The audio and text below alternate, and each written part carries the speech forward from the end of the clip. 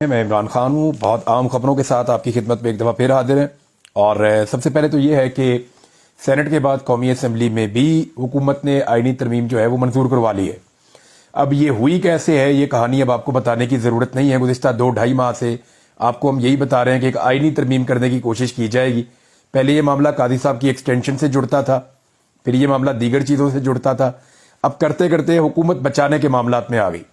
دیکھیں، جو چیزیں حکومت پہلے اگریسولی کر رہی تھی، حکومت کی کوشش تھی کہ قاضی صاحب کو ایکسٹینشن دی جائے، معاملات اپنے کنٹرول میں رکھے جائیں، اب حکومت ایک ڈیفینسو پوزیشن میں ہے۔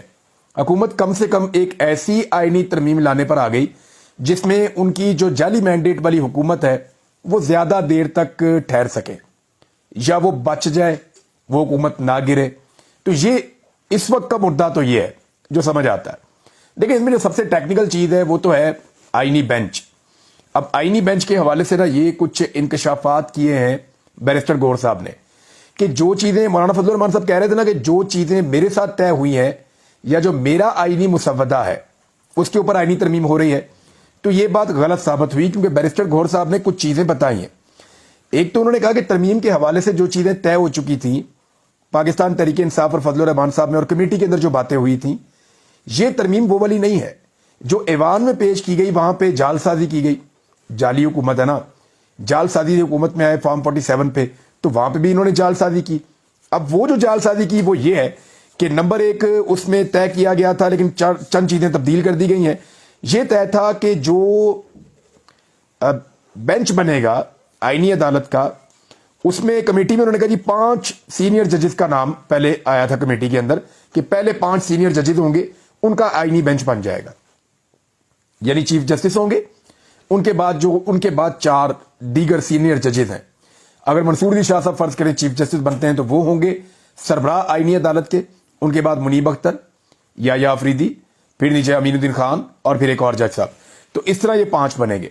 لیکن اب اس میں تبدیلی یہ کر دی گئی ہے کہ چیف جسٹس کے علاوہ جو باقی 4 ججز ہیں وہ بھی حکومت فیصلہ کرے گی کہ کون سے آئیں گے۔ اب مزے کی بات یہ ہے کہ یہ پاکستان نہیں، دنیا کی تاریخ میں پہلی پارلیمنٹ ہے جو عدالتی بینچ بنائے گی۔ میں آپ کو پھر سمجھاتا ہوں کیسے۔ دنیا کی جتنی بھی عدالتیں ہیں نا، وہاں پہ جو بینچ بنانے کا اختیار ہے نا وہ عدالت کے پاس ہی ہوتا ہے۔ کئی ملکوں میں چیف جسٹس کے پاس ہوتا ہے، کئی ملکوں میں ججز کی ایک کمیٹی ہے اس کے پاس ہوتا ہے، جیسا کہ پاکستان میں پریکٹس اینڈ پروسیجر کی ایک کمیٹی بن گئی ہے۔ ہر ملک کا اپنا اپنا طریقہ کار ہے کہ اس خودکار طریقے سے بینچ تشکیل دیے جائیں گے۔ لیکن پاکستان کی سپریم کورٹ وہ واحد سپریم کورٹ بن گئی ہے جہاں پہ ایک آئینی عدالت بنائی جائے گی جس کے بینچ کے ججز کا جو تعین ہے یا اس کے بینچ کی جو تشکیل ہے وہ پارلیمنٹ کرے گی۔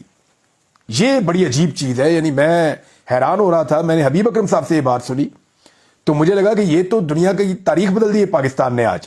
یعنی اتنا کنٹرول، اور آئینی عدالت پہ ہی کیوں کنٹرول؟ دیکھیں، دھاندلی والا معاملہ کہاں جائے گا؟